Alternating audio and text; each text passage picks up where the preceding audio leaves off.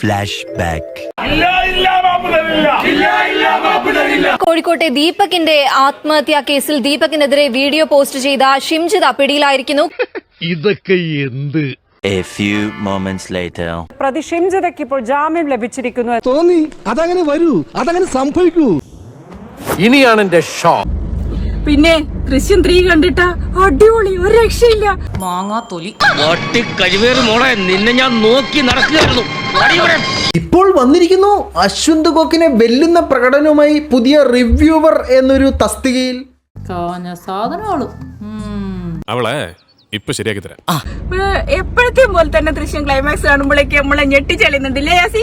എലിജിബിളാ, പുള്ളിക്കാരിയാണ് ദൃശ്യത്തിന്റെ review പറയാൻ പക്ക eligible ആയിട്ടുള്ള ആള്. കാരണം കഥ ഏതാണല്ലോ, തട്ടുന്നു, മുക്കുന്നു, മുങ്ങുന്നു, രക്ഷപ്പെടുന്നു.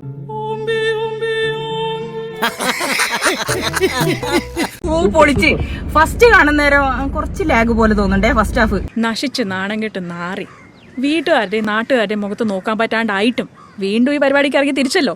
തൊലിക്കട്ടി വേണം. ഉളുപ്പുണ്ടടാ ചക്കണക്ക്.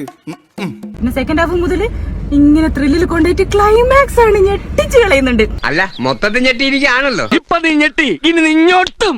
എന്തായാലും ഫോറിനുള്ള സ്കോപ്പും കൂടെ വെച്ചിട്ടാ പോയത്. ഇതൊരു സീരീസ് ആക്കരുതെന്ന് റിക്വസ്റ്റ് ഉണ്ട്. ഞാൻ ഉപദേശം തരാം. ഇയാൾ ആരുവാ? ചട്ടമ്പിസാമിയാണ്. എങ്ങനെ വന്നാലും 3 പൊളിച്ച്. നിന്റെ അഭിപ്രായം ഇവിടെ ആരും ചോദിച്ചില്ല. ഫസ്റ്റിനെയും സെക്കൻഡിനെയും പോലെ തന്നെ അതിന്റെ അപ്പുറത്ത് പ്രതീക്ഷിക്കാത്ത ട്വിസ്റ്റ്. പൊളി. നിന്നോട് ആരാടി അഭിപ്രായം ചോദിച്ചത്?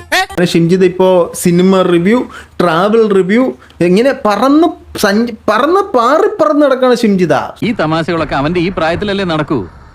പിള്ളേർ ആഘോഷിക്കട്ടെ. ഇതൊക്കെ കാണുമ്പോഴാണ് പണ്ട് പൃഥ്വിരാജ് പറഞ്ഞൊരു ഡയലോഗ് എനിക്ക് ഓർമ്മ വരുന്നത്. ആ ഡയലോഗ് ഞാൻ കേൾപ്പിച്ചു തരാം. ഒരു പട്ടിയെ കൊന്നാൽ ചോദിക്കാൻ മനുഷ്യരുള്ള ഈ രാജ്യത്ത് ഒരു മനുഷ്യനെ കൊന്നാൽ ചോദിക്കാൻ ഒരു പട്ടിയും വരില്ല എന്ന വിശ്വാസം എവിടെ നിന്ന് വന്നു? ആ ധൈര്യമാണ്, ആ വിശ്വാസമാണ് യുവർ ഓണർ ഈ നാട്ടിലെ രാഷ്ട്രീയം. ഈ ഷിംജിതയുടെ വിഷയത്തിൽ തുടക്കം മുതൽ നമുക്ക് കാണാൻ സാധിക്കുന്നത് ഏതൊക്കെ തരത്തിലാണോ ഒരു പാവപ്പെട്ട മനുഷ്യനെ കൊന്നൊരു വ്യക്തിനെ സപ്പോർട്ട് ചെയ്യാൻ പറ്റുന്നത്, ആ തരത്തിലെല്ലാം നമ്മുടെ പല സിസ്റ്റംസും ഇവരെ സപ്പോർട്ട് ചെയ്തിട്ടുണ്ട്. ഇതാണ് ഇവിടുത്തെ വ്യവസ്ഥിതി. We are living in a very cruel society. എല്ലാവരെയും ഇത്തരത്തിലൊരു പ്രതിയെ പോലീസ് ജീപ്പിൽ കൊണ്ടുവരണ്ടപ്പോൾ ഇവരെ കൊണ്ടുവന്നാരാ? ആ കേസ് അന്വേഷിക്കുന്ന അന്വേഷണ ഉദ്യോഗസ്ഥന്റെ കാറിനകത്ത്, പ്രൈവറ്റ് കാറിനകത്ത്. ചുമ്മാ തന്റെ നാട് നന്നാവത്തത്.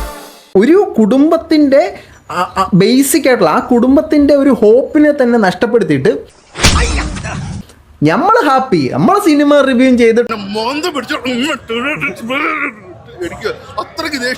നമ്മൾ സിനിമ റിവ്യൂ ചെയ്ത് ട്രിപ്പൊക്കെ അടിച്ച് ആഗ്രയിൽ പോയി, കർണാടകയിൽ പോയി, തെലുങ്കാനയിൽ പോയി ലാവിഷായിട്ട് ജീവിതം ആസ്വദിക്കുന്നു.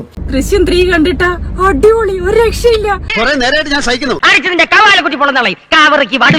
ആ ഒരു കുടുംബമോ എന്നേക്കും തീരാ ദുഃഖമായിട്ട് നിൽക്കുന്നു. നിങ്ങളൊക്കെ വലിയ ആൾക്കാർ, ഞങ്ങളൊക്കെ വെറും പീറകളല്ലേ, മണ്ടന്മാർ. ആർക്ക് വേണമെങ്കിലും പറ്റിക്കാം, ഇട്ട് തട്ടിക്കളിക്കാം.